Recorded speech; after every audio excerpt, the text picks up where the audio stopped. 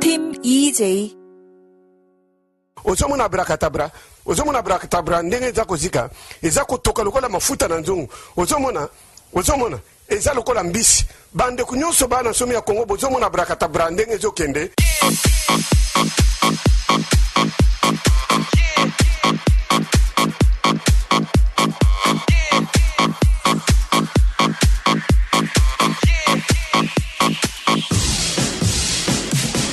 이 박사 김용민의 투돼지 쇼.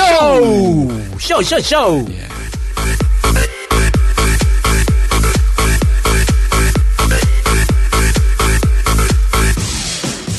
안녕하십니까. 투돼지 쇼로 오셨습니다. 예, 아브라카타브라 시작하겠습니다. 예, 상지대 사태 상당히 시끄럽더만요. 총학생회장하고 우리 존경하는 정대화 교수님이 학교 어디 뭐 본관 앞인가요? 강의실이 몰려있는 동학관이란 건물이 있는데, 거기가 인문사회대하고 경상대학이 그 건물 안에 있어요. 그래서 직위해제 되시는 바람에 강의가 이제, 강의를 못하게 됐잖아요. 밖에서 강의하신다는 얘기 들었네요. 그래도 총학생회장하고 같이 이제 단식 농성을, 그 백척간두에 선단 말 있잖아요. 네. 그 상황인 것 같습니다. 뭐, 끝을 향해 지금 서로 이제 벼랑 끝 전술을. 서로? 이 사람, 이거 뭐야, 이렇게 양비론적으로 나. 그게 아니라, 양쪽 다 그만큼 굉장히 이제, 거의 뭐, 끝을 보겠다는 심정으로 이제 한다, 뭐 그런 얘기죠. 예, 뭐, 이 박사는 말 못하지만, 저희는 김문기 씨가 빨리 하루속히 축출되기를 바랍니다. 믿으시면 아멘 하시기 바라겠습니다. 예, 뭐, 딴짓 하다가 김문기가 상지대에 있는 것만으로도 이거는 뭐 창피한 역사죠. YS만도 못한 시대로 돌아간 거 아닙니까? YS 이전 시대의 학교 상태로 뭐 돌아간다라고 주장하는 사람들이 있지요.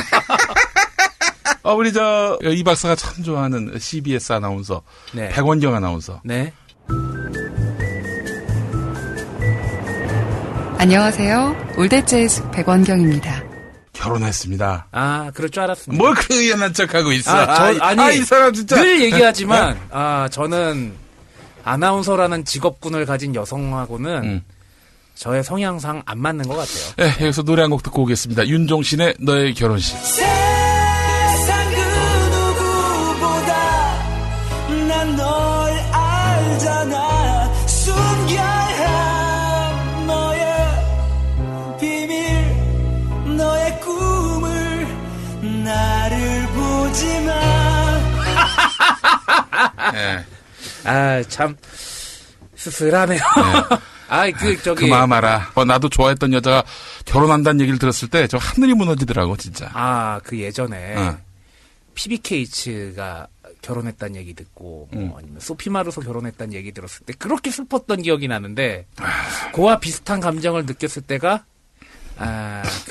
허윤이 DJ 결혼했다는 얘기 들었을 때 하고 피로니 누나 이미 유부녀란 얘기 들었을 때 그리고 용신 누나 유부녀란 얘기 들었을 때 그래요. 참 그런 기분 들더라고요. 그 여러분의 경험 속에서 이번엔 좀 의연할 수 있었다. 뭐 이런 얘기를 하고 싶은 거예요? 그럼요. 이제 점점 이제 아나운서라는 그런 직업군이 가지고 있는 그런 특성상 내가 감당이 안 되겠구나. 이 세상 모든 여자들이 다 시집가면 어떡하려고? 그러면은, 결혼이 중요합니까? 예? 결혼이 중요합니까? 중요하다기보다는, 내가 좋아하는 여자가 딴 놈한테 가는 거, 그거는 좀 씁쓸하지. 결혼 얘기 나온 김에 또 재밌는 기사를 하나 찾았어요. 급하게 화제를 바꾸고 있습니다. 우리 이 박사가. 아주. 불우한 이 박사입니다. 예. 왜 이러세요? 진정한 루저입니다. 예. 왜 이러세요? 교수계의 루저. 예. 국민일보에서 얼마 전에 기사가 나왔는데, 우리 믿음이냐 스펙이냐 교회 누나들의 솔직한 결혼 이야기 해서 국민일보에서 바야흐로 가을은 결혼의 계절이다 라고 시작을 해서 초등학교 교사, 피아니스트, 프리랜서 아나운서 저 교회 누나들을 대상으로 인터뷰를 했는데 뭐 굉장히 좀 흥미진진한 얘기들을 하더라고요. 결국에는 근데 신실한 남자 찾기 힘들다 이런 얘기로 뭐 결론을 내리는 것 같더라고요. 거기 그 기사에 등장하시는 그분들과는 무관하다는 말씀을 드리고 그 전제를 드리고 말씀드립니다. 신실한 남자, 스펙 좋은 남자입니다. 잘생긴 남자, 돈 많이 버는 남자입니다. 근데 이 기사에서는 자기도 분명히 외모와 스펙과 월 수입을 굉장히 따졌는데 이제는 그런 거 따지지 않게 됐다. 무슨 기본이 있지. 그렇다 하더라도 아무나 다 만난다. 그런 얘기인가? 이거 말도 안 되는 얘기라고 있어. 그렇기 때문에 저는 뭐 신실한 남자, 유머 감각 있는 남자, 뭐 그런 얘기 많이 하잖아요. 그 웃기는 남자 이게 아닙니다. 내가 같이 있을 때 폼나는 남자를 말하는 거예요. 예, 그거 알아야 됩니다. 마치 그 고급 반지나 핸드백으로 남자를 생각하는 것이 아닐까란. 그렇지. 뭐 그런 사람들이 일부 있겠죠. 예. 그분들이라고 얘기는 안 하겠습니다. 아니 뭐 자기가 좋아하는 남자 이상형이 있기 마련이지. 그게 또 조건이 될 수도 있고 그것도 솔직하란 얘기예요. 네. 8대2래요. 8대2? 8대2는 뭐예요? 완전 그러니까 여성 대 남성 비율이 8대2래요. 완전 여초 지역이라고 교회가. 예. 왜 남자는 안 나오지? 모르겠어요. 뭐 찾아보니까 성실한 사람들을 그러니까 저기 기사에 나오는 건데 성실하면서도 신심이 깊은 사람을 원한다. 이렇게 얘기하는데 예. 근데 성실한 사람들은 교회에 잘 나오지 않는다. 왜? 평소에 일하느라 바빠가지고 주일엔 쉬느라 바쁘다. 뭐 기사에 그런 뉘앙스의 내용이 나오더라고요. 네. 이 대형 교회를 가보면요. 이 유력자, 부유층 신자들의 결혼 시장이면서 취업과 구직과 관련한 온갖 고급 정보가 유통되는 그런 공간이다. 그렇죠. 그런 평가를 하는 김진호 선생이라고 계십니다. 이 개신교계의 이 역사와 신학에 있어서 정통한 분입니다. 제가 참 존경하는 분인데 여러분들께 추천하고 싶은 책이 있습니다. 시민 K 교회를 나가다. 이 책 꼭 한번 찾아보시기 바라겠습니다. 참 좋은 책입니다. 한국 현대 개신교의 그 민낯을 뭐 적나라하게 보실 수 있는 책인데 그 책 중에 나와 있는 내용입니다. 어느 강남 대형 교회의 대학부 같은 경우, 대학생들만 모인 부가 이제 대학부예요. 예. 대학부의 경우 구성원이 스카이와 이화여대 등 4개 대학 재학생만으로 이루어져 있을 정도라고 한다. 그는 이들끼리만 어울리고 혼인관계를 맺으면서 대형 교회의 계층적 편향성이 더욱 심화되고 있다. 이런 얘기입니다. 무슨 말인지 알겠네요. 예. 예. 대략 대형 교회에 모이는 사람들 보니까 이 뭐 학력, 학벌 이 떨어지거나 재력이 떨어지거나 거기 못 있는다는 거예요. 그러니까 그 교회 출석 교인으로 나갈 수는 있어도 네. 그 안에서 또 다른 지난주에도 김용민 국장님이 말씀하셨던 이너서클이 네. 또 생긴다는 거죠. 그렇지. 이화여대 사위들끼리 뭐 모이는 뭐가 있다면서. 예. 예. 대형 교회가 부유층의 사교장으로 비판받고 있는데 예수는 크고 의리의리하고 화려한 것 여기를 그다지 좋아하지 않으셨습니다. 그렇죠. 예. 오히려 시각장애인 그리고 보행장애인 지체장애인 몸을 팔던 막달라 마리아 그런 아니야 사람 막달라 마리아는 아니야.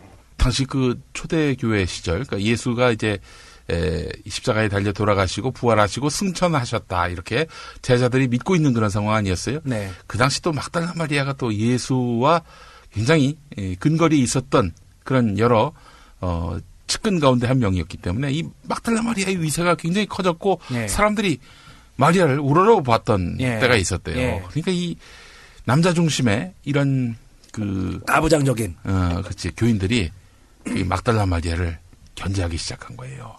그 후대의 교부들은 이 예수 앞에 끌려간 그 몸 파는 여자가 막달라 마리아다 이렇게 얘기하고 있는데 전혀 근거가 없는 얘기입니다. 선후 관계가 약간 좀 이전에 일어났던 일에 막달라 마리아가 저 사람이라고 끼워 맞춘 거네요. 그렇죠. 아이고야. 그 몸 파는 여성이 뭐 마리아의 이름일 수 있어요. 마리아란 이름은 이스라엘 사회에서 김철수, 김영희 같은 이름이에요. 예. 이종우 같은 이름이라고. 제 이름 되게 흔해요. 그래요. 아, 그래요? 진짜. 그러니까 예전에 성우 중에도 이종우라는 성우가 있었고요. 네이버에 이름 쳐보니까 동명이인이 엄청나게 많더라고요. 자기 이름이 좀 어떻게 좀 부각되나? 아니요. 매번 스크린하고 있구나? 아니요. 그러니까 그렇게 될까봐. 우리 이종우 박사도 말이죠. 막말을 하고 8년 뒤에 총선 출마를 하십시오.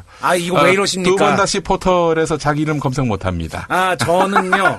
정치, 지금 현재 스코어 정치적인 욕심 하나도 없습니다. 진정코. 예.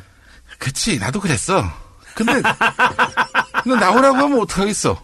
나오라고 하면은. 빨간 양탄자 펼쳐주면 어떡하겠어. 그 유혹을 무시하기 쉽지 않습니다.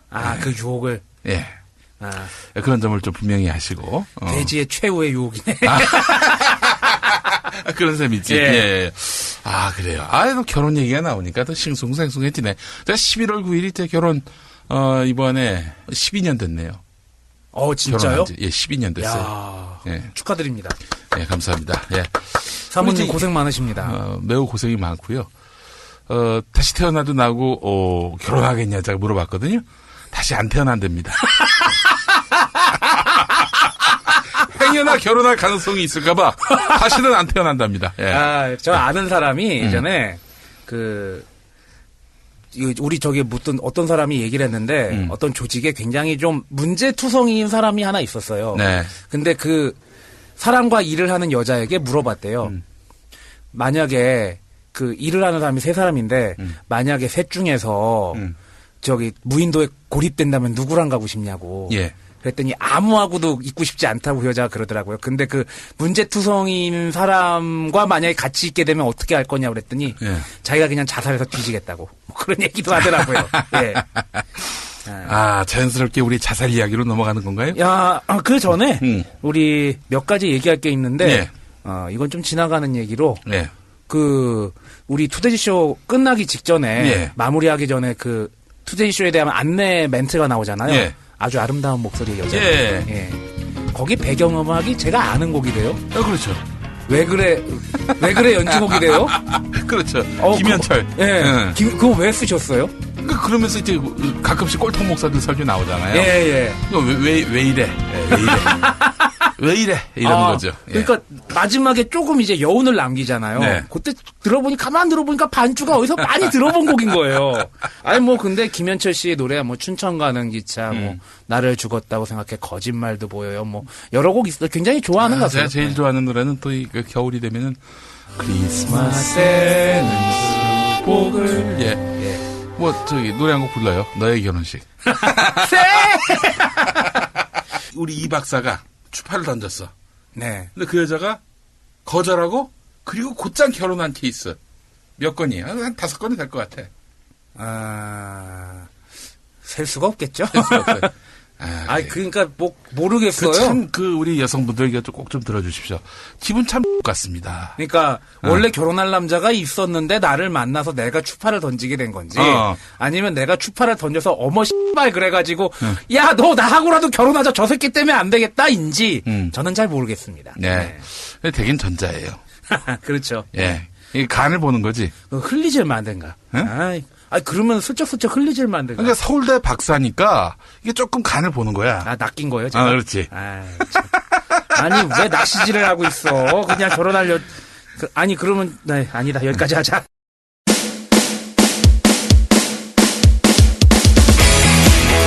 시청자 여러분, 안녕하십니까.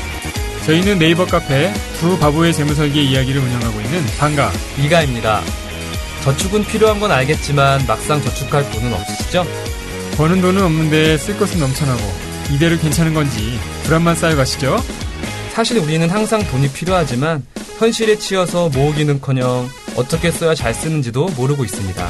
또 누구를 위해서 무엇을 목표로 돈을 모으고 써야 할지도 모르죠.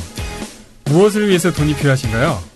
저희 두 바보는 시간이 걸리더라도 당신과 함께 인생의 목표에 닿을 만큼 자산을 모을 수 있도록 구체적인 실행 계획을 제안해드리겠습니다. 지금 당장 굴릴 돈이 없어도 괜찮습니다. 카페에 들러서 편안하게 구경해보세요. 그리고 오랜 친구처럼 함께하겠습니다. 네이버에서 두 바보의 재무설계 이야기를 검색해주세요. 지금까지 바보처럼 우직하게 재무설계하고 있는 방가 이가였습니다. 감사합니다. Will someone shake me?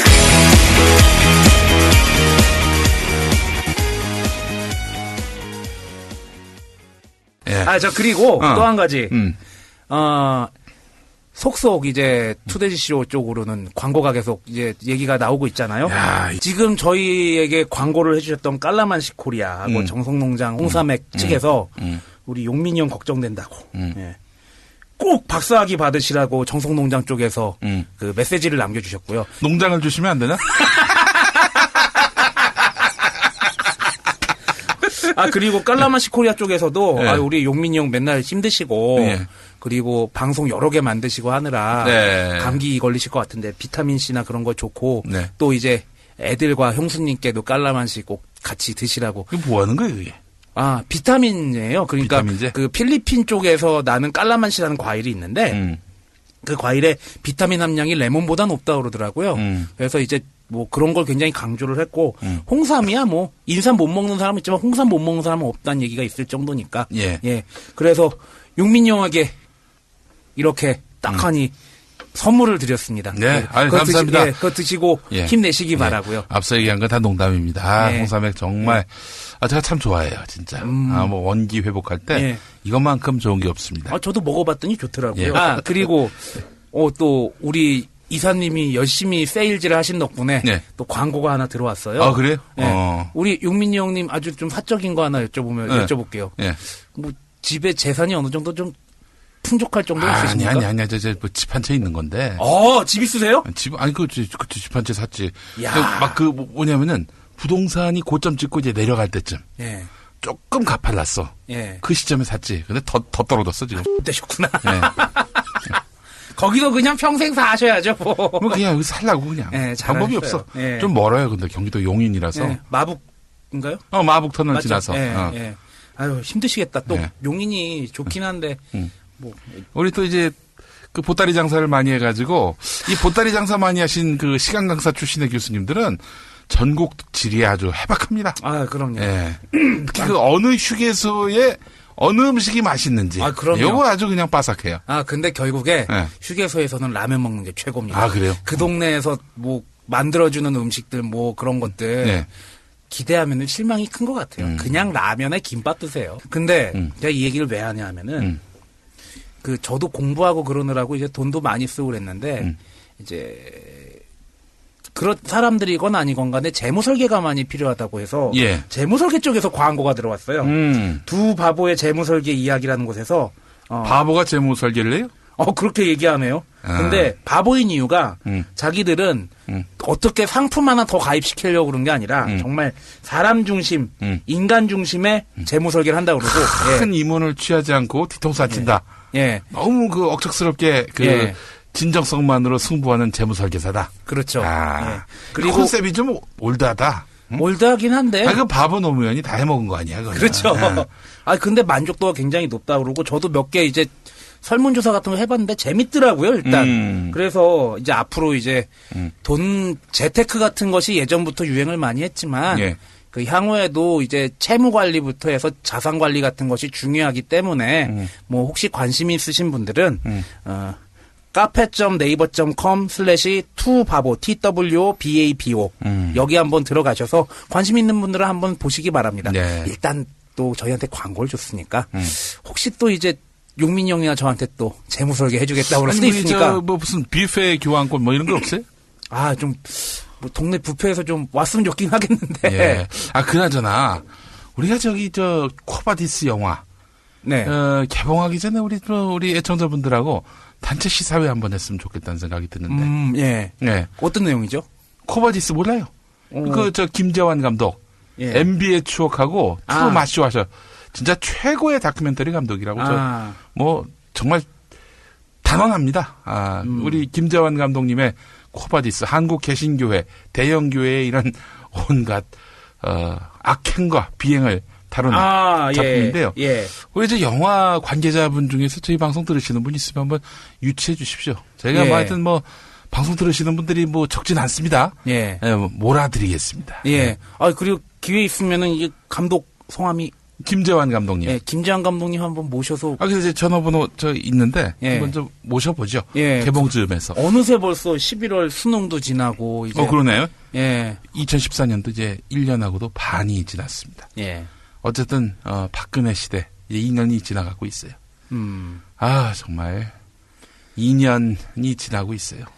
참 유신 독재 18년 김재규의 총에 의해 끝났는데. 이 18대 대통령 이미 18년이라는 박근혜 대통령 시대가 2년이나 지났군요. 그리고 수능 얘기 나와서 말인데 오늘의 주제 또 자연스럽게 들어가면은 수능 지나고 나서 제일 걱정되는 것 중에 하나가 수험생들이 자기 성적에 실망하고 자살하는 거잖아요. 아유, 진짜 그 수능 점수가 참 조촐했던 이 형님이 얘기를 할 테니까 잘 들어두세요. 그 뭐 수능 점수 그거 갖고 그건 인생이 또 아니야. 그럼요. 뭐 코딱지만도 못한 일생의 한 부분입니다. 그러니까 초등학교, 중등학교 12년 정도 공부한 것이 수능시험 한 방으로 결정이 나고 그 수능시험 한 방이 인생의 향방을 좌우하는 듯한 그런 모습을 취하고 있는데 아니 수험생들이 죄졌습니다. 실제로는 그래. 당신이 서울대 나와서 잘 모르는데. 아니, 물론 맞긴 한데. 진짜. 아니, 근데 문제는. 대학을 너무, 문제는. 명문대 안 나오면 참 이게 대접받기 쉽지 않은 형님, 세상입니다. 잠깐만. 문제는. 이 수능시험을 봐가지고 수능시험을 못 봤다고 자살한단 말이에요. 네. 왜 죽습니까? 그럴 필요 아니, 없지. 그런 구조 자체가 문제가 있는 거면 구조에 저항을 해야 되고, 아이씨, 수능시험 점수 줬도, 됐어, 필요 없어. 이렇게 가고 필요할 때 수능을 보고 필요할 때 대학을 가면 되는데, 왜 자기 목숨을 버리냐고요. 글쎄 말이에요. 보니까 수능날에 청소년 몇 명이 우리는 대학을 거부한다. 라면서 대학 안 가겠다고 선언을 했어요.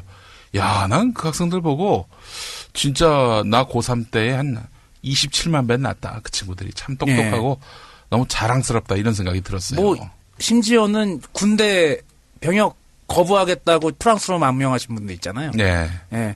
그러니까 점점 이제 사회가 아무래도 예전에 불가침의 영역이라고 생각했던 것들이 점점 바뀌어가고 있는 것 같아요. 그건 굉장히 긍정적인 현상이라고 저는 생각을 합니다. 개인적으로. 근데 기성세대들이 이거는 책임을 져야 된다고 봐요.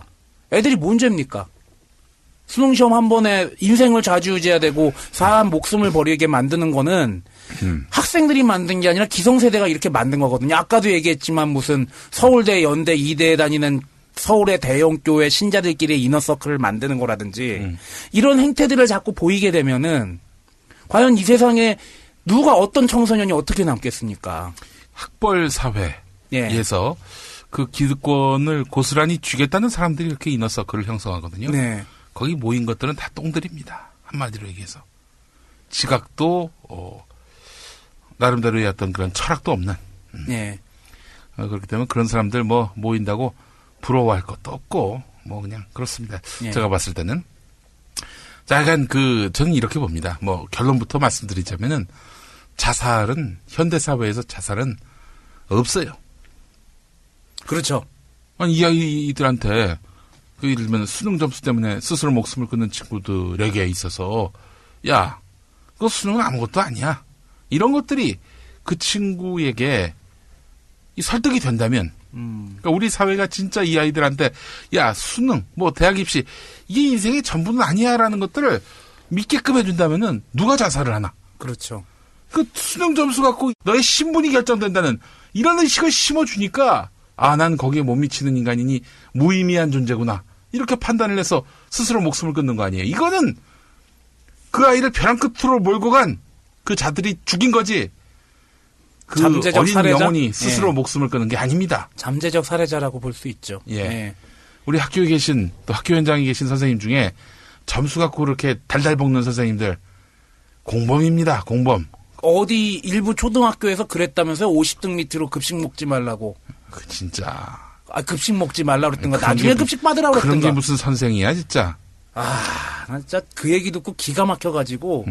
아니 50등 밑으로는 밥도 못 먹어요? 우리 만약에 제 아들을 가르치는 초등학교 선생님은 훌륭하신 분이지만 설령 그런 대접을 받고 왔다. 전 그럼 이제 바로 그날로 학교 가서 교실에서 똥을 쌀 겁니다.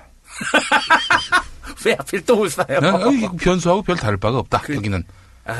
이렇게 판단을 하고 아이를 데려오고요. 홈스쿨링 시킬 생각입니다. 아니 그런 일부 진짜 몰지각한 교사들 때문에 선량한 대부분의 교사들이 얼마나 많은 피해를 입고 똑같아요. 일부 학생들이 약간 좀 문제 일으킨다고 해서 학생들 전부 중딩 고딩들 다 문제 있다고 얘기하는 거나 똑같이 지금 행태가 벌어지는 거예요. 왜 자기네들 직군들에게 다른 사람 얼굴에 똥칠을 합니까? 그러니까 전교조 교사 때려잡기 시작하면서부터 그때부터 이 나라 교육이 완전히 산으로 가기 시작한 것 같아. 전교조 자체가 선이고 뭐 절대적으로 뭐 옳고 이런 얘기는 아니죠. 다만 전교조의 철학이란 게 뭡니까? 학교 안에서 성적 갖고 그런 식으로 저급한 경쟁시키지 말고 아이를 인간답게 키우자. 이 주의 아니에요. 저는 전교조 문제라는 것에 대해서는 뭐 100% 동의할 수 없고 네. 그 이전에 네. 전교조라는 게 생기술도 없게 만든 문화. 교사라면 무조건 이렇게 돼야 된다는 굉장한 엄숙주의. 교육 환경이 매우 열악해지게 만든 모든 요인들이 다 문제라고 생각을 합니다. 특히나 교사들 뽑을 때 성적순으로 뽑아서 줄 세우는 거잖아요. 결국에 예. 교원 임용고시. 예. 뭐 그런 식으로 교사를 뽑는 시스템을 만들어냈다든지 그래서 수많은 노량진의 청춘들이 임용고시 학원을 전전하면서 고생하는 거 아닙니까? 예. 그래가지고 그렇게 돼서 성적순대로 교사 뽑은 그 사람들이 결국에는 성적 잘 내는 사람을 만드는 데는 성적이 좋겠지만 결국에는 학교라는 곳이 인성을 키워야 되는데 인성에 대한 그런 판단은 어떻게 하려고요? 그렇게 각박하게 예비교사들 만들어 놓고 말이죠. 전 그런 것도 되게 문제라고 봅니다. 자살 얘기로 뭐 자연스럽게 넘어가 보겠습니다. 오늘 주제가 사실은 자살 이야기인데요. 그렇죠. 한 가지 일화를 소개를 해드리겠습니다. 2009년 5월 23일 그날이 무슨 날입니까? 2009년 5월 23일 그날 아침에 어떤 분이 돌아가셨죠. 네. 바로 노무현 대통령입니다. 노무현 대통령이 서거한 그날은 토요일이었습니다. 토요일이면은 월요일 아침까지 신문이 안 나오지요. 그런데 이미 신문이 다 발행된 뒤에 노 대통령께서 서거를 했습니다. 그런데 당연히 종이신문사들이 다 호외를 발행을 했죠. 예. 중앙일간지 다 서거라는 표현을 썼는데 유일하게 자살 이렇게 표현한 신문이 있었습니다. 그 신문이 뭐. 어떤 신문입니까? 뻔하죠 뭐. 어느 신문? 뉴데일리 아니면 조선일보인데? 뉴데일리는 종이신문이 안 나오고 맞네. 조선일보는 서거라고 했습니다. 그럼 동아? 국민일보. 여의도 순복음교회 조용기가 사실상 물주인 국민일보. 여기는요. 자살이라고 했습니다. 이게 저 사연이 있었어요. 호외 일면 헤드라인이 노무현 전 대통령 자살이었습니다. 그래가지고 그 회사 안팎으로 독자들로부터 항의 전화가 빗발쳤고요. 몇몇 기자들은 출입처에서 국민일보가 자살이라고 제목을 택한 배경에 대해서 질문을 받았다고 합니다. 자, 그래서 이 노동조합이 경위 파악에 나섰는데 호외 일면 편집자가 원래는 노무현 전 대통령 서거 이렇게 가제를 뽑았다고 합니다. 그런데 한석동 편집인이 서거는 무슨 서거? 투신 자살로 해! 이렇게 바꿨다는 거죠.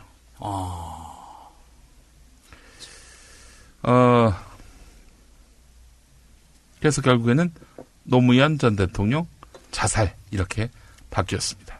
국민일보가 유일하게. 예. 근데 참 씁쓸한 게. 예. 벌써 꽤 지났네요. 예. 제가 진정한 노빠가 아니거나. 예. 아니면은 그 일이 진짜 벌써 오래된 일이거나 둘 중에 하나네요. 너무나 많은 시간과 많은 일들이 벌어졌는데, 예. 자, 왜 이런 얘기를 하느냐? 개신교에 있어서 자살은요, 지옥 가는 걸로 이렇게 거의 등식이 성립이 됩니다. 뭐 구체적으로 뭐 경전상이나 아니면 교리 관련된 교육에서 그런 거 없어요. 내용이 없어요? 예, 그런 거 없어요. 근데 그냥 누가 그렇게 얘기하는 거예요, 그럼? 다만 이런 건 있죠. 사람의 생명은 그 주권자가 있는데 그게 바로 신이다. 개인이 그 주권을 갖고 이렇게 신의 권한인 이런 생명의 주권을 자기 마음대로 행사하는 거, 그거는 범죄다라는 인식이죠. 죄를 지었으니 당연히 지옥 간다 이겁니다. 그러니까 인간은 피조물, 뭣도 아닌 피조물 개들아, 니들이 무슨 생사여탈권을 가지고 있니? 그러니까 니네가 니네 스스로 목숨을 끊으면은 신의 권위의 정면으로 도전하는 거야. 예. 라고 얘기하는 거네요. 그렇습니다. 근데 제가 그걸 여쭤본 이유가 예. 그런 얘기는 솔직히 우리나라에서 새로 생긴 여러 종교들에서도 얘기 많이 하거든요. 예, 사실 그 가톨릭에서 비롯된 얘기예요, 그것도. 그러니까 그런 수준의 얘기들, 그러니까 신의 피조물이, 그러니까 인간이 신의 피조물이기 때문에 생명을 소중하게 여겨야 된다는 급은 아니지만 그런 차원은 아니지만 예. 굉장히 생명의 소중함이라든지 천지 만물과 인간의 생명이 하나이기 때문에 모든 걸 소중하게 여기라는 얘기들은 예. 다른 종교에서도 얼마든지 하거든요. 대순진리회, 뭐 증산도 아니면 원불교, 동학 그런 얘기 다 나옵니다. 예. 근데 유독 실질적으로 해석이 되는 부분에서 개신교 그리고 가톨릭에서도 자살에 대한 얘기가 굉장히 엄격한 죄로 작용을 하는 것 같아요. 가톨릭교의 교리서를 보면은 스스로 목숨을 끊은 사람들의 영원한 구원에 대해서도 절망해서는 안 된다. 그렇게 얘기 나오고 있고 죄의식이라고 생각하면서도 가톨릭에서는 절대 절망해서는 안 된다. 회개의 기회를 주실 것이다. 그리고 기도해야 된다. 자살하지 않게 해야 된다는 쪽으로 자꾸 몰고 가고 있거든요. 예. 결국에는 자살하면 죄다라고 얘기하는 것이 아니라 자살을 하지 못하게끔 막는 것이 더 그 교리가 나온 이유가 아닐까라는 생각이 들어요. 아, 예, 정확하게 보셨습니다. 칼빈이 했던 말이 있네요. 칼뱅이라고도 부르는. 네. 자살은 생명의 권리에 대한 하나님의 의지를 부정하는 것이기 때문에 죄악의 행위다. 하나님께서는 매 순간 죽음에 대한 준비를 명하셨지만 그때를 결정할 권리는 인간에게 있는 것이 아니라 오직 하나님께 있다. 이런 얘기인데요. 야, 그런 칼뱅. 자살은 안 되고 타살은 되냐? 그렇게 자기 반대하는 사람 태워 죽이고, 그렇죠. 뭐 수장시켜 죽이고. 네. 그 불교에서도 예. 굉장히 그 불교 관련돼서도 얘기가 나오는 게 있는데, 예. 불교에서 굉장히 많은 계율들이 있잖아요. 그 비구나 남자 성직자나 여자 성직자, 남자 성직자를 비구라고 그러고 여자 성직자 비군이라고 그러잖아요. 예. 불교에서. 예. 그러니까 비구가 지켜야 될 계율들도 있고 비구니가 지켜야 될 계율들도 있잖아요. 네. 근데 이 계율들 가운데에서도 바라이라고 해가지고 예. 절대 계율 중에서도 절대 어겨서는 안 되는 계율이 있는데 네. 바로 살생, 음행, 절도, 망언 이런 것들인데 자살에 대한 얘기가 살생의 일부로 보기 때문에 자살을 해서는 안 된다라고 해석을 하는 사람들이 있더라고요. 네. 예. 근데 결국에는 그것도 살생의 일부기 때문에 자살이 안 된다는 거지. 아까 칼뱅식으로 얘기하면은 네. 아니 타살은 되고 자살은 안 된다는 거야. 그런 식으로까지 얘기할 수 있는 거죠. 개신교, 천주교가 지난 그 몇 세기에 걸쳐서 저지른 전쟁, 학살, 그거 따져보면은 타살은 되나? 자살은 안 되고? 그러니까 이건 말도 안 되는 얘기지, 그거는. 신의 무슨 어떤 죽음이든 안 되는 거죠. 그렇죠. 예. 신의 위대함을 보이기 위해서 마구 이민족들을 짓밟고 그리고 아시아나 아프리카를 마구 정벌하고 예. 성경 믿을래 안 믿을래 그래서 안 그러면 다 쏴 죽이고 학살하고 예. 강간하고 아무 잘못 없는 사람도 마녀라고 해서 뒤집어 씌워가지고 태워 죽이고 옷 벗겨서. 그렇죠. 기독교를 믿으면은 문명이고 믿지 않으면 야만이고 그런 식의 이분법적인 사고도 있고 좀 문제가 있다는 거죠. 왜 스스로 목숨을 끊었을까? 두려움과 외로움 그리고 숨막히는 고통 속에서 신음하고 있을 때 결국에는 답이 보이지 않아서 스스로 목숨을 끊은 거 아니에요? 그 사람보다도 마음의 짐이 덜한 그런 사람들이 나서서 위로해주고 도와주고 그래야 되는 거 아니에요? 그렇게 안 해서 그렇죠. 결국 그 사람이 죽음의 길에 이른 거 아닙니까? 그래서 천주교 같은 경우에는 자살을 굉장히 천주교도 엄격하게 금지를 하고 있지만 예. 그에 걸맞게 자살을 막기 위한 여러 가지 노력들을 천주교에서도 하고 있는 것 같아요. 그래서 한마음 한몸 자살예방센터라는 것이 있는데 네. 여기에 나오는 얘기들 보면은 결국에는 아까도 말씀드렸다시피 가톨릭교회 교리서에서 기도해야 된다. 예. 그리고 생명 존중 의식을 확산시켜야 된다. 이러한 것들이 기본적으로 깔려 있고 공공기관 차원에서 자살 예방을 위해서 노력하는 것이 별로 없다. 예. 그러니까 교회라도 나서야겠다. 그렇게 해서 나선 것도 있었고 그리고 결국에는 사회적인 문제가 자살로 몰고 가는 큰 원인이긴 하지만 예. 그 옆에서 한마디 도와주고 예. 손 한번 잡아주고 위로 한번 해주는 사람이 없다는 것이 자살률을 높이는 것도 있다. 그 역할이라도 교회가 하겠다라고 생각하는 게 이 가톨릭 한마음 한몸 자살 예방센터의 설립 취지라고 하더라고요. 이제 사실은 자살하는 사람은 구원을 못 받고 지옥 간다. 이 개신교에서는 그렇게 가르치고 있거든요. 네. 물론 이제 그런 가르침 자체가 저는 그 사람이 살아있을 때에는 나쁘지 않다고 봅니다. 그거는 한마디로 자살을 예방하기 위한 어떤 그런 레토릭일 수도 있으니까요. 네. 예. 지옥 가기 싫어서라도 살겠다. 그렇죠. 이렇게 붙잡는 것도 그건 뭐 그렇게 매도할 일은 아니라고 봅니다만은 돌아가신 분을 향해서 이제 저 지옥 갔겠네. 이거는 진짜 이거는 아니 솔직히 얘기해서 국민일보의 그 한석동 편집인 그 인간이 노무현 자살 이렇게 한 이유가 뭐겠어요? 노무현 지옥 가겠구나. 국민일보 독자들은 그렇게 볼 거 아니겠냐 이거예요. 그 죽음을 모독하기 위해서 그렇게 악의적으로 자살 이렇게 표현 쓴 거 아니에요. 에휴, 전에도 이런 말씀을 드렸는지 모르겠지만 한경직 목사 영락교회 그 양반 전태일 열사가 산화했을 때 그 오재식 선생이라고 참여연대 만드는데 혁혁한 공을 세우신 분이죠. 또 시민운동가로서 뭐 정말 존경받는 분인데 이분이 당시 영락교회를 나갔던 모양입니다. 또 영락교회에서 결혼을 했었고 주례를 한경직 목사가 봤어요. 한경직 목사 찾아갔대요. 근데 안 만나주더래. 계속 만나달라고 거의 기다리다시피 했죠. 밤 9시 지나서 이제 한경직 목사하고 이제 만났는데 목사님, 우리 전태일 청년 우리 장례 예배 치릅시다. 그랬더니 그 양반이 싸늘한 표정을 지으면서 자살한 사람은 장례 예배 안 본다고. 싸늘하게 그러고 들어가셔서 주무셨다는 겁니다. 아니 과연 전태일 열사의 죽음이 그냥 단순한 자살이냐 이거죠. 저희 지금 방송 중에 계속 흐르는 맥락 속에서 핵심을 점유하고 있는 게 전태일 열사 그리고 그 수많은 수험생들의 자살이 뭐 동급이라고 볼 수도 있고 없을 수도 있지만 결국에 그 원인에서 작동하는 거는 그 사회적인 모순. 그런 사람들이 사회적 모순을 고발하고자 아니면 거기에 견디지 못하고 그렇게 자기 목숨을 버리는 거 아닙니까? 그럼 명백하게 사회가 죽인 거죠. 그렇죠. 아니 뭐 전태일 열사는 전 자살했다고 보지 않습니다. 형식은 그러할지 모르겠지만 이 아름다운 청년 전태일이라는 영화를 보면 그렇습니다. 여동생 전순옥 새정치민주연합 의원인데 그런 어린 여동생 같은 아이들이 환풍기도 없는 곳에서 그냥 늦은 밤까지 미싱을 돌리면서 일하다가 검은 피를 토하고 그렇게 해서 죽고 안 되겠다. 이 근로기준법에 적혀있는 노동자들의 권리를 우리가 찾아야 되겠다 해서 그렇게 해가지고 캠페인을 벌였죠.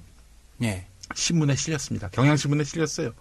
그 뒤로 신문에 실렸으니까 노동관계 그 당국에서 살펴보기도 하고 이야기를 듣는 척하다가 결국 씹어버렸어요. 네. 그 뒤부터 이제 공장에서는 이 노동자들이 단결하거나 혹은 한 목소리를 내거나 이렇게 못하도록 철저하게 통제를 했던 거죠. 전태일은 그래서 사실상 청계천에서 쫓겨나다시피 했는데 그렇죠. 결국 자기들의 목소리 잠깐 반짝하다 말았는데 어떡하겠어요. 우리의 이 노동권이 침해되고 있는 현실을 세상이 알아주기 위해서는 할 수 없다. 내가 나의 몸에 이나물질을 뿌리고 노동법전과 함께 산화해야 되겠다 해서 라이터를 켠 거 아닙니까? 그 쓸모없는 근로기준법과 노동법전에 대한 화형식을 그렇죠. 자기 몸을 뗄감으로 해서 예. 화형식을 벌인 거죠. 이건 자살이 아니라 산화죠. 네. 자결이고요. 네.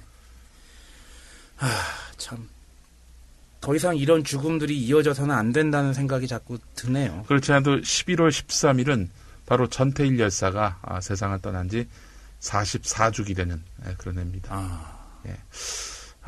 지금은 이제 이른을 앞둘 그런 나이가 됐을 텐데 전태일은 영원한 우리의 청년 동지로서 우리에게 남아 있습니다. 유관순이 영원한 누나이듯. 예, 그렇죠. 예. 참 그런 전태일을 향해서 싸늘하게 자살한 사람 우리는 장례 예배 치르지 않는다. 그래서 이제 전태일 열사를 일컬어서 한국의 청년 예수다 이렇게 말하는 사람들도 많습니다.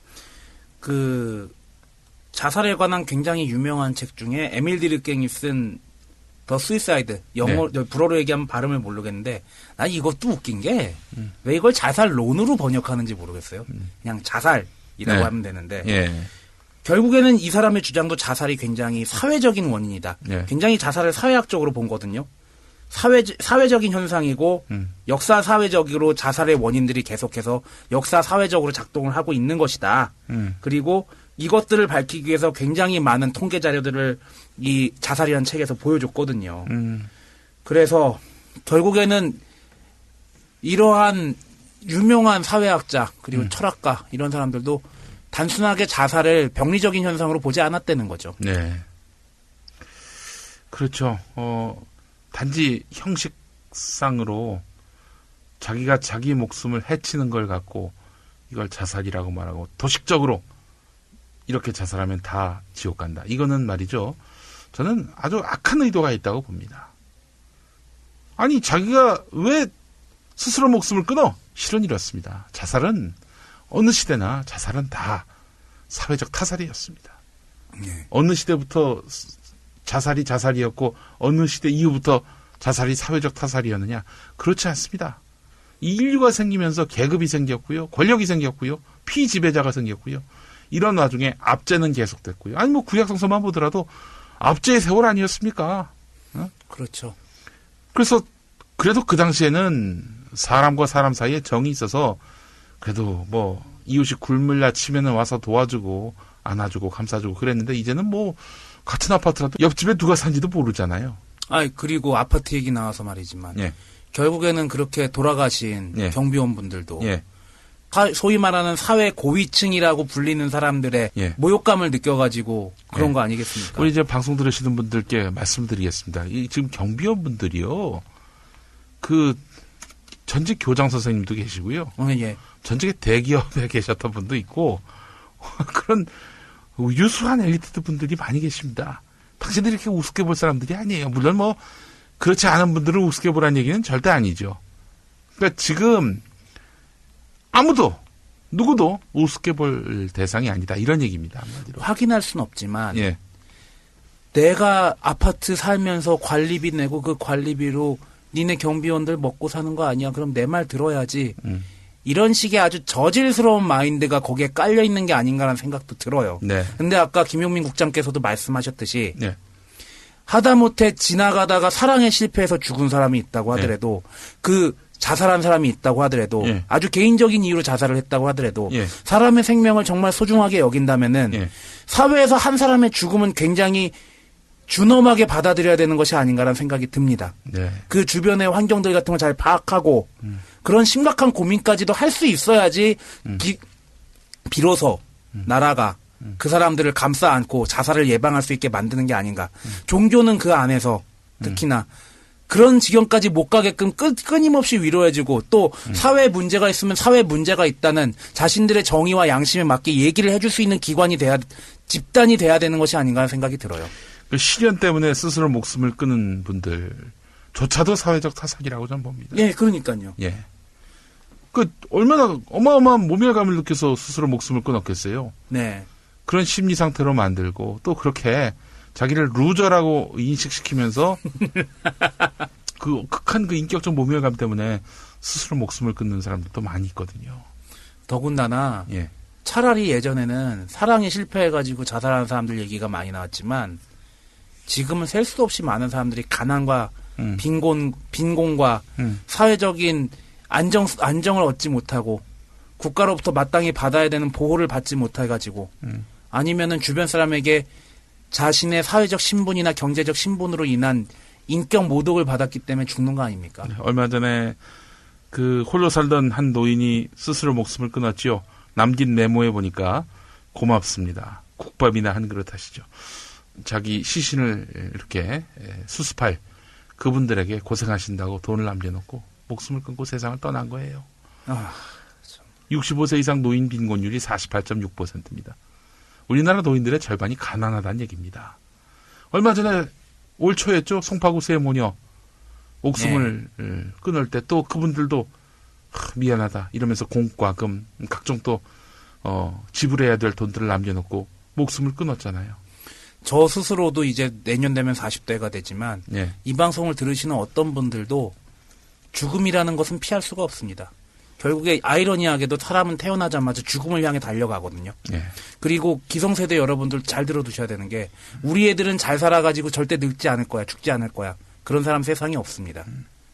다른 사람들 죽듯이 그렇게 자살하듯이 빈곤 계층의 노인이 될 수도 있어요. 그런 생각을 하면은 남일이라고 보면 안 되죠. 주인 아주머니께 죄송합니다. 마지막 집세와 공과금입니다. 정말 죄송합니다. 이런 글을 남겨놓고 세상을 떠났던 분들 아닙니까? 그 생활고 또 장애도 있고요. 병에 시달리고 어디 취업의 길도 없고요. 이거 사회적 타살이죠. 아니 국가가 왜 있습니까? 정부가 왜 있습니까? 이게 정말 끝도 없이 벼랑으로 치닫는 이분들 구원하려고 안전하게 이 마지막 지지대가 될 수 있도록 최소한의 생계 방편을 마련해 주라고 국가가 있는 겁니다. 또 그렇게 하라고 국민들이 세금을 내는 거고요. 그렇죠. 그거 안 했다는 거 아닙니까? 네. 저는 송파구 세모녀 사건만 해도 대통령이 사과할 일이라고 봅니다. 근데 사실은 사과해봐야 뭐 바뀌는 게 있습니까? 죽은 사람이 살아 돌아오겠습니까? 글쎄 말이에요. 앞으로 죽은 사람이 없게끔 만들어야 되죠. 네. 그리고 이 와중에 이런 거에 대해서 반성이나 하는지 모르겠어요. 제이다. 저는 그래서 또 생각을 해보니까 이런 거예요. 제가 자살이 곧 사회적 타살이라고 본다고 단언을 했는데 그렇거든요. 아니 이 지금 개신교에서 자살하면 지옥 간다. 이건 뭐냐면은 자살이라고 하는 걸 지극히 개인의 어떤 그런 성정 불안 또 정신병적 그런 소산 이건 뭐냐면은 이게 보수 정치하고 결합이 됐을 때는 이 사람의 의지 박약 이 사람 개인의 문제 이 자살 명백한 사회적 타살인 자살을 이런 식으로 개인의 문제로 묶어두는 거예요. 이렇게 해서 악한 권력을 돕고 있는 겁니다. 사회적 타살이라고 했잖아요. 그렇죠. 사회적 타살이라고 했잖아요. 사회적 타살이면은 죽인 사람이 있다는 겁니다. 살인범이 따로 있다는 얘기예요. 예. 그거는 죽은 사람하고 관계가 없다는 얘기입니다. 그런 것들에 대해서 인식이나 하는지 모르겠어. 아유, 정말 참. 제가 종교의 역할에 대해서 아까도 말씀드렸지만 아까 한마음 한몸 자살예방센터에서 얘기했듯이 사회적으로 관심을 가져주지 못하면 종교라도 손을 잡아주는 역할을 해줘야 된다는 거죠. 그렇죠. 예. 그리고 교리로서 심판을 받아가지고 자살한 사람들은 지옥 갈 것이다. 제가 노빠라서 얘기하는 게 아니라 그렇게 단죄하고 형벌을 내릴 것만 생각하는 게 아니라 그 교리가 생겨난 원인, 즉 자살을 막아주고 자살하는 사람들을 감싸주고 안아주는 것이 종교의 역할이라는 것을 다시 한번 상기시키고 싶어요. 예. 자, 통일교 경전에 재미있는 얘기가 나옵니다. 예. 그 원리강론에. 네. 인간은 천상천하에 유일무이하고 하나님의 뜻을 구현하는 존재 가치를 갖는다. 그러므로 소외받거나 부당한 방법으로 생멸이 소멸되어야 할 인간은 아무도 없다. 뭐 통일교에 대해서 굉장히 부정적으로 생각하시는 분들 많을 겁니다. 저도 알고 있고요. 네. 예. 통일교 경전에서도 이렇게 얘기가 나와요. 부당한 방법으로 생명이 소멸될 권리 아무것도 없고 소외받을 사람도 아무도 없다라고 얘기를 했습니다. 옳은 말이네. 예. 옳은 말이야, 그거는. 예. 그렇게 뭐 이단이라고 비판할 테니 개신교 교리가 더 강할 거 아닙니까? 그렇다면은 그럼 그 교리를 가지고서 소외받고 자살하려는 사람들 막아줘야죠. 네. 그게 당연하다고 봅니다. 그 얼마 전에 대한예수교 장로회 통합 측이라고 장로교에서 양대 대형 교단으로 꼽히는 곳이 바로 예장 통합인데 거기서 자살 관련해서 목회 적용 지침서를 내놨습니다. 사실은 이 자살하면은 지옥 간다. 이거 워낙 너무나 그 확고한 도그마가 돼버려가지고 자녀가 혹은 뭐 가족이 스스로 목숨을 끊었을 때 이게 간 사람은 그나마 눈을 감지요. 살아남은 사람들의 그 고통은 어마어마합니다. 그럼요. 내 자식이 죽은 것도 서러운데 지옥 간다? 얼마나 찢어지는 아픔입니까? 예. 이에 대해서 대한예수교 장로회 통합 측에서 목회 적용 지침서를 냈는데 제가 한번 읽어보겠습니다. 한국교회는 스스로 목숨을 끊는 행위를 불신앙의 행위로 직시하면서도 영원히 저주받을 범죄로 단정해서는 안 될 것이다.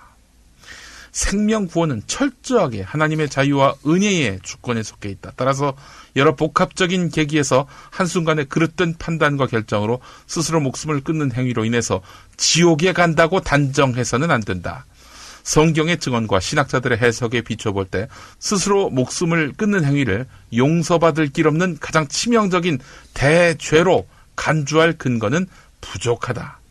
하나님의 긍휼의 정의를 숙고하지 않은 채 스스로 목숨을 끊는 모든 행위를 가장 치명적인 대죄로 혹독하게 정죄하는 율법주의는 생명의 복음의 본질을 놓치는 것이다. 쉽게 얘기해서 생명의 주권이 하나님께 있다면은 이 사람이 지옥 갈지 천국 갈지 니들이 어떻게 알아? 그렇죠. 하나님이 기계야? 자살했네. 지옥 보내야겠네. 이러냐 이거예요. 예, 맞습니다. 이렇게 문자주의적으로 해석을 하면은 자살하면 다 지옥 가는구만. 이렇게 판단을 하게 되죠. 그러나 제가 믿는 하나님은 그 사람의 삶의 맥락을 지켜보신다고 저는 봅니다. 저는 솔직히 얘기해서 조용기 씨하고 노무현 전 대통령이 다른 곳에 있을 거라고 생각합니다. 사후세계는. 천국 아니면 지옥. 둘이 같이 있을 리는 없을 것이다. 저는 확신합니다. 예. 지금 결국에는 개신교, 천주교에서 얘기하는 GOD는 약간 심판자적인 그런 이미지라고 자꾸 사람들이 얘기하지만 자살과 관련해서도 결국에는 심판자적인 이미지라는 것도 문자주의적 해석일 뿐이지 그런 모습이 아니라는 말씀이시잖아요. 불교 되게 재밌는 얘기가 있는데 불교도 당연히 자살은 안 된다. 이런 입장일 텐데. 약간 범위를 넓혀서 얘기하면 살생의 일종이기 때문에 자살은 안 된다라고 얘기는 하지만 불교에서는 윤회라든지 업보에 대한 얘기들을 굉장히 많이 하잖아요. 그러다 보니까 불교에서는 자살의 죄냐 아니냐의 얘기를 하기 전에 그 자살의 이유를 잡고 밝히려고 그래요. 그 맥락을 살피는 거죠. 그게. 그렇죠. 그래서 결국에는 교리적으로는 업보, 윤회, 이전에 그렇게 살았기 때문에, 이전에 대죄를 지었기 때문에 지금의 자살이라는 극단적 선택을 하는 것이다. 그리고 이것이 앞으로도 나중에 영향을 미칠 것이다라는 얘기를 하는데 쌍용 자동차 해고 노동자들 당사자뿐만 아니라 그 가족들까지 해서 20분이 스스로 목숨을 끊었습니다. 그런데 대법원 판결은 해고는 합당하다. 대법원의 판단을 존중해야 된다고들 하지요. 법 위에 인간이 있다고 생각하기 때문에 저는 그 대법관을 용서할 수가 없습니다. 법에게 사형을 언도한 그런 판결이라고 저는 생각을 하고요. 이런 말을 드리고 싶습니다. 법마저도 이 시대 힘없는 자들을 지켜주지 못하면요. 그 다음에는 짱돌을 드는 겁니다. 아니 그 선진국 벨기에에서도 복지 혜택 줄인다고 하니까 10만 명이 나와서 돌을 들고 던지고 시위를 하더구만요. 그렇게 좋아하는 자유민주주의 국가인데. 여기는 군사주권을 포기해도 보도도 잘 안 돼요. 야당이 대응도 안 하고 말이죠. 이 야당은 지금 야당의 지위를 숙권하는데 바쁘지 않을까? 그런 생각이 듭니다. 자, 이 더럽고 사악한 세상에서 우리가 끝까지 버텨야지. 악랄하게. 사는 게 투쟁입니다. 그렇죠. 힘들고 어려우신 상황이 있으신 분들, 우리 EJ 생활역사협동조합 앞으로 편지를 만약에 보내주시면은 제가 손 편지로 답장을 드리겠습니다. 너무 많은 분들이 편지를 보내면 우리 이 박사에게도 좀 나눠줄까 싶은데 농담이고 인간의 그 흔적이 남아있는 손편지를 읽으면요 참 위로가 많이 되고요. 그리고 자살을 방지할 수 있는 주변의 역할 뭐가 있냐면요. 그냥 얘기 들어주는 겁니다. 그 사람한테 해법을 제시할 필요 없어요. 무슨 수로 해법을 제시합니까? 그냥 그 사람의 그 억눌리고 답답한 마음들을 다 들어주는 거예요. 거기에 그냥 추임새만 넣어주고 대꾸를 할 필요가 없어요. 그런데 이 복장을 긁는 더 열받게 하는 게 있죠. 네가 잘못했구만. 이런 식으로 나오는 거. 그런 사람은 기본적으로 상담에 그 자세가 안 돼 있는 사람이죠. 그냥 남의 이야기를 많이 들어주시고요. 그러면 거기서 이런 답답한 것들이 다 배설이 됩니다. 그런 노력들, 이웃의 어떤 아픔들을 공감해주고 또 이렇게 또 계속 호응해주는 이런 우리 주변의 노력들도 필요할 것 같아요. 예전에 저희 EJ 생활역사협동조합에서 했던 지금도 절찬리에 방송 중인 심리상담 방송 참나원이 있는데 거기에서 나왔던 얘기가 굉장히 인상적인 얘기가 있었는데 예. 그 왜 서울시에서 운영하는 아니면 나라에서 운영하는 자살 예방 상담 전화 그 센터가 있잖아요. 예. 거기에서 일하시는 할아버님이 말씀을 하셨는데 어떤 아이가 전화를 해가지고 막 자살하고 싶다고 막 그렇게 막 많은 얘기들을 하고 울고 그러는데 그 할아버님이 딱 한마디 했대요. 너 밥은 먹었냐? 딱 한마디 했대요. 그랬더니 아주 목 놓아서 서럽게 울면서 자기 얘기를 하더래요. 밥 먹었니? 잠은 잘 자니? 힘들지? 그런 말 한마디가 오히려 자살을 예방해 줄 수 있는 굉장히 중요한 단초가 될 거고요. 네. 많은 종교계가 우리나라에 많은 종교가 있지만 예. 사회가 사람들의 자살을 막아내지 못한다면은 예. 종교라도 자신의 역할을 해줘야 된다고 생각을 해요. 예. 자살하면 지옥 간다고 얘기할 게 아니라 예. 자살하면 지옥 간다고 얘기할 게 아니라 예. 자살을 하지 않게끔 위로해주고 보살펴주는 것이 종교의 역할이 아닌가 생각이 듭니다. 예. 하여간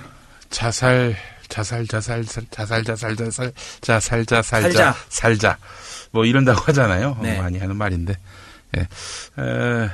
하여간 우리가 이제는 더 이상 자살이라고 부르지 말고 사회적 타살이라고 부르면서 이 자살의 근원적인 사회 구조적인 책임에 대해서 눈을 돌리고요. 이걸 막으면은 수없이 많은 사람들이 스스로 목숨을 끊는 일을 막을 수가 있습니다. 지금 너무나 심각한 상황이에요. 우리나라는 자살공화국입니다. 네. 대한민국 자살률 OECD 국가들 가운데 단연 1위입니다. 뭐 정말 꼭 1등 해야 될 것들은 꼴등하고 말이죠. 뭐 1등 할 필요가 없는 1등 해서는 안 될 일들은 또 항상 우리가 수위를 차지하고 말이죠. 뭐 통상 그러잖아요. 그 복지국가에서 스스로 목숨을 끊는 사람들이 많다고 그러는데 이게 복지국가가 아닌 나라에서 그렇죠. 이렇게 1등을 하니까 이게 얼마나 우리 국민들의 삶이 비참합니까? 진짜 자살에 대해서 사람들이 너무 잘못 알고 있는 것 같아요. 예. 그 복지국가에서 자살 많이 하는 이유가 무슨 삶이 무료하고 뭐 네. 무기력증에 걸려서 자살을 하네 어쩌고 얘기하는데 네.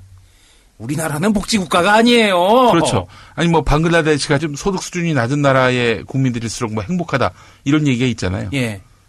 근데 우리는 소득 수준도 낮고 자살률도 높아요. 그럼 뭐야 이게 도대체 이게. 지금도 너무 힘들고 괴로워하시는 분들 여러분들이 그냥 스스로 목숨을 끊으면은 이 나라는 심신미약해서 자살했다고 본인을 심신미약 환자로 돌려버립니다. 교회에서는 지옥 간다고 하고요. 예. 예. 본인이 심신이 미약하지 않다는 걸 보여주기 위해서라도 사십시오. 예. 그 강한 마음가짐으로 구조적 사회 모순들과 구조적 문제들에 대해서 당당하게 발언하고 고치려고 노력을 하셔야 됩니다.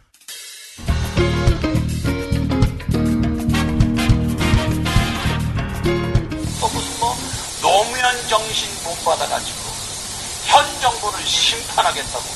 노무현 정신이 어떤 정신이요? 자살한 정신. 자살 귀신 들어간 정신 못 받아서 누굴 심판해? 대한민국을 심판하겠다. 아이고 북한의 김정일이나 심판하지. 그 귀신이 글러가서 거기도 자살했으면 좋겠어. 그래 안 그래 막. 노무현 정신이 북한의 김정일한테 들어가서 김정일도 금강산에서 그냥 왜 노무현 정신 가지고 왜 대통령을 자꾸 비난하냐 이거야. 세상에 불의해도 악해도 그렇게 악한 사람이 어디 있어. 이런 바른 설교 해야 돼 아니야. 나 아니면 또 누가 하겠어 또. 나는 또 원래 정과가 있잖아 또. 세상에 이런 국가적인 불의한 거 용납이 안 돼요. 우리나라는 대한민국 의로운 나라, 합법적인 나라, 이성적인 나라, 하나님의 축복받은 나라. 우리나라 대한민국 이제 앞으로 성령받은 나라 되어서 대한민국을 기독교가 되고 선지국가 되고 잘 사는 나라, 복지국가 되는 걸 믿으시는 여러분 되시기를 주의 이름으로 축원합니다. 이상은 조용기 처남 김성광 목사의 말. 투돼지쇼 EJ 생활역사 협동조합과 미디어 협동조합이 함께 만드는 본격 종교 교양 프로그램입니다. 철학박사 이종우와 방송인 김용민이 함께합니다. 이 방송은 팀 EJ 팟캐스트에서 듣고 계십니다. 제일 먼저 접하기 원하시면 매주 수요일 0시 국민라디오에서 만나실 수 있습니다.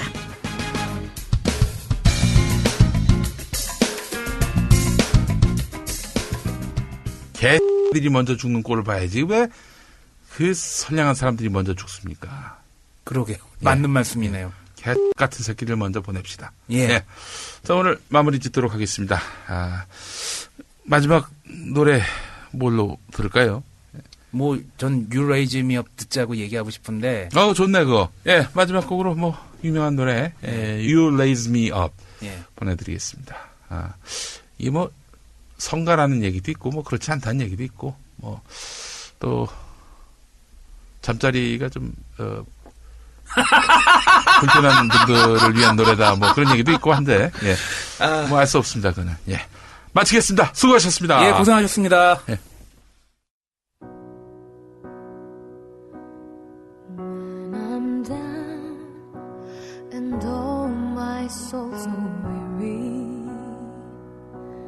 When troubles come and my heart burdened me, then I am still and wait here in the silence until you come and sit a while with me.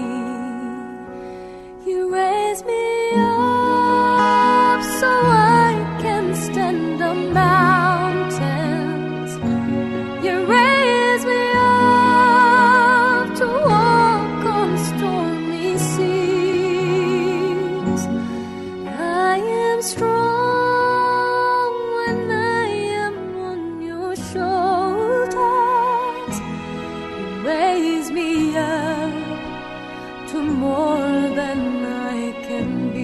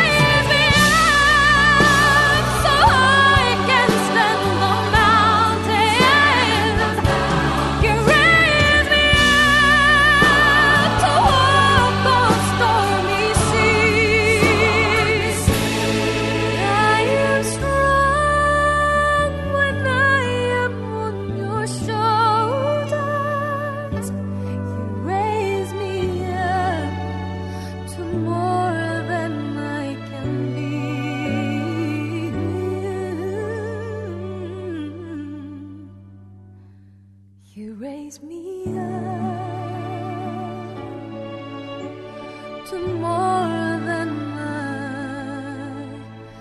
can